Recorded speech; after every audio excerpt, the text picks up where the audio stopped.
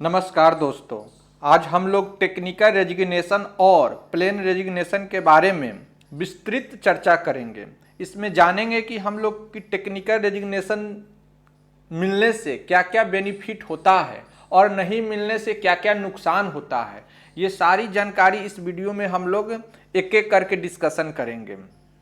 Comparison between technical resignation and plain resignation. ठीक है दोस्तों, तो आइए पहले हम लोग जानते हैं कि व्हाट इज टेक्निकल रेजिग्नेशन, मतलब कि टेक्निकल रेजिग्नेशन होता क्या है। टेक्निकल मतलब तकनीकी, रेजिग्नेशन मतलब त्याग पत्र जो होता है वही। तो आपको क्या होता है, टेक्निकल रेजिग्नेशन क्या होता है, इसके बारे में पहले जानना बहुत जरूरी है दोस्तों। अगर आपका जॉब किसी डिपार्टमेंट में लग जाता है, अगर आपका जॉब किसी डिपार्टमेंट में लग जाता है, ठीक है, किसी डिपार्टमेंट में आपको जॉब लग जाता है, तो अगर आपका फिर दूसरे डिपार्टमेंट में अगर जॉब लगता है, मतलब कि आपका पहले डिपार्टमेंट में एक जॉब लग गया, फिर कुछ दिन बाद मतलब 6 महीना, साल भर, 2 साल, 4 साल बाद अगर दूसरे डिपार्टमेंट में जॉब लगता है तो आपको त्याग पत्र दे के ही जाना पड़ेगा। ऐसे तो आप जा नहीं सकते हैं, आपको यहां पहले वाले डिपार्टमेंट से त्याग पत्र लेके तब वहां पे आपको जाके ज्वाइन करना पड़ेगा दूसरे डिपार्टमेंट में। तो इसके लिए क्या प्रोसेस होता है दोस्तों कि अगर आप दूसरे डिपार्टमेंट में जॉब के लिए अगर आप अप्लाई करते हैं तो आपको थ्रू प्रॉपर चैनल फॉर्म को अप्लाई करना पड़ता है। थ्रू प्रॉपर चैनल क्या होता है दोस्तों, मतलब कि जो वैकेंसी आया हुआ है किसी दूसरे डिपार्टमेंट के लिए, तो उसको आपको अपने ऑफिस के जो पेरेंट ऑफिस है आपका, उसके थ्रू भेजना है फॉर्म को। नहीं तो अगर ऑनलाइन अप्लाई करने का जो प्रावधान है तो उसमें क्या होता है कि आप अपने ऑफिस को, जिस डिपार्टमेंट में आप जॉब कर रहे हैं, उसको आपको सूचित करना पड़ता है, इंटीमेट करना पड़ता है आपको कि मैं दूसरे डिपार्टमेंट में ये फॉर्म करने के लिए चाह रहा हूं, इसके लिए मुझे परमिशन दिया जाए या मैंने अप्लाई किया है, मुझे आज्ञा दिया जाए। इस तरह हुआ। अगर आप पहले डिपार्टमेंट में ज्वाइन करने से पहले ही आप बहुत सारा फॉर्म को अप्लाई कर दिए होंगे, तो ज्वाइन करने के तुरंत बाद आपको ऑफिस को सूचित करना पड़ता है कि मैंने ये फॉर्म अप्लाई ज्वाइन करने से पहले ही कर दिया था। इस कंडीशन में आपको क्या होगा, जब दूसरे डिपार्टमेंट के लिए आपका जब फाइनल सिलेक्शन हो जाएगा तो आपको उस वक्त टेक्निकल रेजिग्नेशन मिलेगा। जब आप एप्लीकेशन में दीजिएगा कि मुझे टेक्निकल रेजिग्नेशन दिया जाए, मुझे टेक्निकल रेजिग्नेशन दिया जाए, तब आपको उस कंडीशन में आपको टेक्निकल रेजिग्नेशन मिलेगा। अगर ये सारे कंडीशन आप फुलफिल नहीं किए हैं, मतलब कि आप बिन ऑफिस को बताए ही फॉर्म को अप्लाई कर दिए, कभी सूचना दिए ही नहीं, तो आपको टेक्निकल रेजिग्नेशन नहीं मिलेगा। साफ साफ समझिए तो दोस्तों क्या करना है, अगर आपका जॉब लग जाता है कहीं पे, तो आपको कोई भी अब फॉर्म अप्लाई करना है तो उसके लिए आपको परमिशन लेना अत्यंत आवश्यक है। बिना परमिशन के, बिना सूचित किए आप दूसरे डिपार्टमेंट में अप्लाई नहीं कर सकते। अगर करते हैं तो आपको उस कंडीशन में टेक्निकल रेजिग्नेशन नहीं मिलेगा दोस्तों, साफ साफ समझिए। तो टेक्निकल रेजिग्नेशन नहीं मिलेगा, इसका मतलब प्लेन रेजिग्नेशन मिलेगा। प्लेन रेजिग्नेशन मिलने से आपको बहुत सारे नुकसान होती है, उसको आगे हम लोग डिस्कस करेंगे। जैसे कि मुझे भी टेक्निकल रेजिग्नेशन ना मिल के प्लेन रेजिग्नेशन ही मिला था दोस्तों। देखिए, ये इसमें मैंने आपको दिखाना चाह रहा हूं कि Shri Kumar postal assistant Dhamnod SO has voluntary tendered application dated इतना seeking resignation from service unconditionally. मतलब कि हम स्वेच्छा से इस जॉब को त्याग पत्र देना चाह रहे हैं, ठीक है। स्वेच्छा से रेजिग्नेशन देना चाह रहे हैं, अनकंडीशनली, मतलब कोई कंडीशन नहीं है। टेक्निकल ये सब मैंने मेंशन नहीं किया था उस एप्लीकेशन में।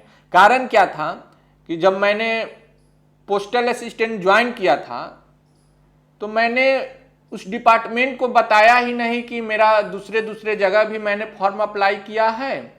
ये सब मैंने उस पोस्टल डिपार्टमेंट को नहीं बताया, जिस कारण रेजिग्नेशन लेते वक्त जब मेरा दूसरे जगह का जब ज्वाइनिंग लेटर आया तो रेजिग्नेशन लेते वक्त मुझे ये परेशानी का सामना करना पड़ा और मुझे टेक्निकल रेजिग्नेशन ना मिलके प्लेन रेजिग्नेशन मिला। तो ये तो समझ में आ गया टेक्निकल रेजिग्नेशन कैसे मिलता है और कैसे नहीं मिलता है, ये भी जान गया। और मुझे टेक्निकल रेजिग्नेशन क्यों नहीं मिला इसकी भी प्रूफ मैंने आप लोगों को बता ही दिया कि क्यों नहीं मिला। अब आइए देखते हैं टेक्निकल रेजिग्नेशन से क्या क्या बेनिफिट हैं, उसको अब हम लोग डिस्कस करते हैं। पहला आपका है लीव बेनिफिट, आपका यानी छुट्टी का जो बेनिफिट है उसको आपको बेनिफिट मिलता है टेक्निकल रेजिग्नेशन में। कैसे कि आप पहले वाले डिपार्टमेंट में अगर 3 साल जॉब कर लिए हैं तो 3 साल के अंदर में आपको ईएल मिलता है, एचपीएल मिलता है। ये सब जो छुट्टी जो है तो पूरा तो खत्म नहीं किए रहते हैं, कुछ ना कुछ बच ही जाता है। जो बचा हुआ छुट्टी है वो दूसरे डिपार्टमेंट में अगर टेक्निकल रेजिग्नेशन लेके ज्वाइन करते हैं तो वो छुट्टी आपका कैरी फॉरवर्ड हो जाएगा। मतलब कि वो छुट्टी आपको दूसरे डिपार्टमेंट में जहां ज्वाइन करते हैं वहां वो ऐड हो जाएगा दोस्तों। तो छुट्टी के सिलसिले में आपको ये बेनिफिट हो गया। आइए दूसरा देखते हैं एलटीसी। दोस्तों आप लोग को जैसे कि पता है कि सेंट्रल गवर्नमेंट एम्प्लॉय को एलटीसी मिलता है, लीव ट्रेवल कंसेशन। इसको आम भाषा में समझे तो आपको साल में एक बार घूमने के लिए आपको आने जाने का फेयर मिलता है। न्यू एम्प्लॉय के लिए 8 साल तक लगातार हर एक साल आपको मिलता है। ठीक है दोस्तों, एलटीसी के बारे में कभी मैं अलग से एक वीडियो बना दूंगा जिसमें आप लोग को विस्तृत चर्चा करेंगे एलटीसी के बारे में कि एलटीसी कैसे मिलता है, कितना पैसा मिलता है, किसको किसको मिल सकता है, आपको फैमिली को मिलेगा या नहीं मिलेगा। ये सब सारी डिस्कशन हम लोग एलटीसी के एक अलग से वीडियो में हम लोग देख लेंगे। दोस्तों यहाँ पे ये समझते हैं कि एलटीसी क्या होता है कि जब आप ज्वाइन करते हैं तो 8 साल तक प्रत्येक साल आपको एक एलटीसी मिलता है। ठीक है दोस्तों, 8 साल तक लगातार आपको हर एक साल आपको एलटीसी मिलता है। ठीक है, तो अगर आप किसी डिपार्टमेंट में 2 साल आप जॉब कर लिए, ठीक है, 2 साल जॉब कर लिए, 2 साल जॉब करने के बाद वहां रिजाइन दे दिए, टेक्निकल रेजिग्नेशन आपको मिल गया और दूसरे डिपार्टमेंट में जाके ज्वाइन कर लिए। दूसरे डिपार्टमेंट में ज्वाइन कर लिए तो वहां पे क्या होगा कि आपको फ्रेश माना जाएगा, फिर वहां पे आपको 8 साल का एलटीसी मिलेगा ही मिलेगा दोस्तों। तो ये एक एलटीसी का बेनिफिट यहाँ पे हो गया। ये नहीं कि 2 साल यहाँ आप एलटीसी ले लिए हुए हैं तो यहाँ 2 साल माइनस हो जाएगा, ऐसा नहीं है। आपको 8 साल फिर से प्रत्येक साल आपको एलटीसी 8 साल तक मिलेगा ही मिलेगा। आइए दोस्तों अगला हम लोग पॉइंट देखते हैं, पे प्रोटेक्शन। पे प्रोटेक्शन क्या है दोस्तों कि देखिए, जैसा कि आप लोग जानते हैं कि एम्प्लॉय को हर एक साल एक इंक्रीमेंट लगता है, या तो जनवरी में या जुलाई में लगता है। ठीक है, तो आप कहीं किसी डिपार्टमेंट में 2 साल या 3 साल जॉब कर लिए हैं और दूसरे डिपार्टमेंट में जाते हैं तो आपका इंक्रीमेंट वो वैलिड रहेगा दोस्तों। इंक्रीमेंट वो वैलिड रहेगा, मतलब कि आपका 2 इंक्रीमेंट यहां पे लग गया है तो यहां पे आप तीसरा इंक्रीमेंट लगेगा। ऐसा नहीं है कि यहाँ पे पहला इंक्रीमेंट लगेगा, यहाँ पे तीसरा इंक्रीमेंट लगेगा। एक ये बेनिफिट है पे प्रोटेक्शन का। और दूसरा क्या है कि अगर अभी आपका ग्रेड पे 2400 ग्रेड पे है, मतलब कि बेसिक आपका 25,500 या 26,100 इस तरह करके आपका बेसिक है। ठीक है, 2400 ग्रेड पे अगर आप किसी दूसरे डिपार्टमेंट में जाते हैं और वहां आपका 1900 ग्रेड पे, मतलब कि 19,900 बेसिक, इस तरह का आपको ग्रेड पे बनता है, बेसिक बनता है। तो आपको उस कंडीशन में क्या होगा, जो आपका पुराना बेसिक पे है वही आपका यहाँ पे लागू रहेगा।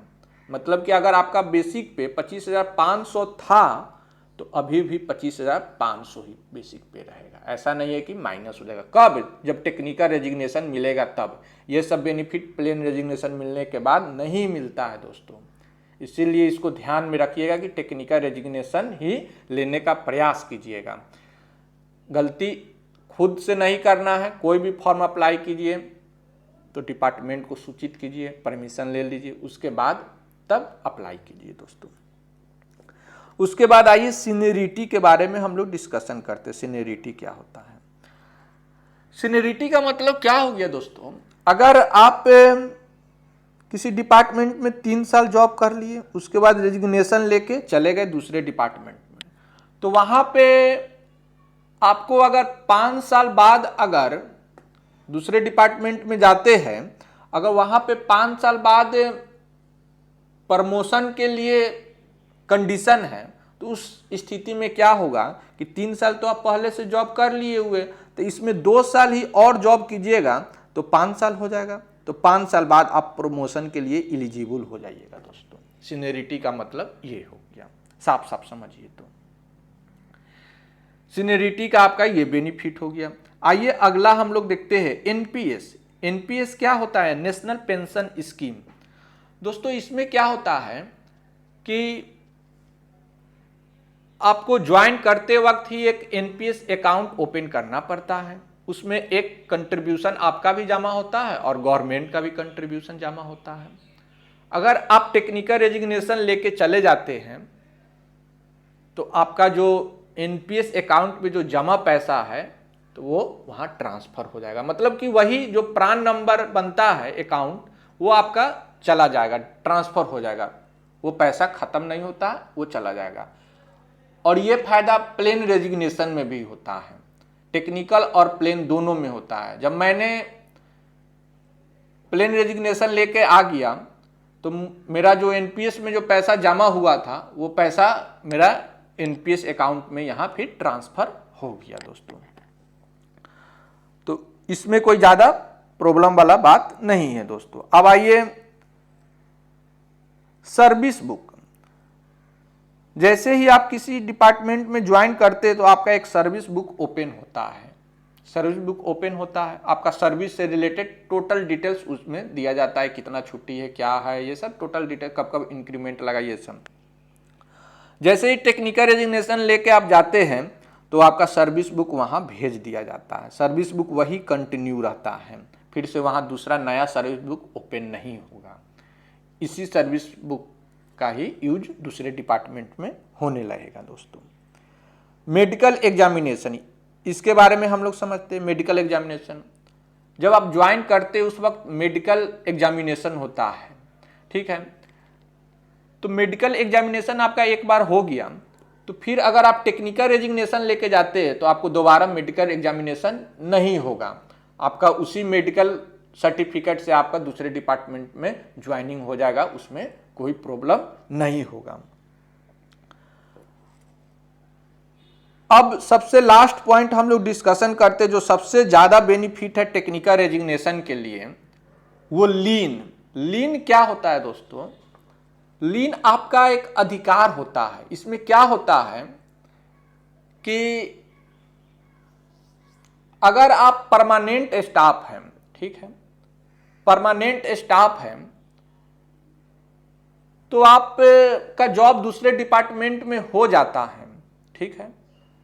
दूसरे डिपार्टमेंट में अगर हो जाता है जॉब, अगर वहां आपको जॉब अच्छा नहीं लगे, अगर जॉब अच्छा नहीं लगे, नहीं मन करे अब वहां पे जॉब करने का, तो फिर पुराने डिपार्टमेंट में आप आ सकते हैं। आपका ये अधिकार है, 2 साल के अंदर आप आके पुराने डिपार्टमेंट को ज्वाइन कर सकते हैं।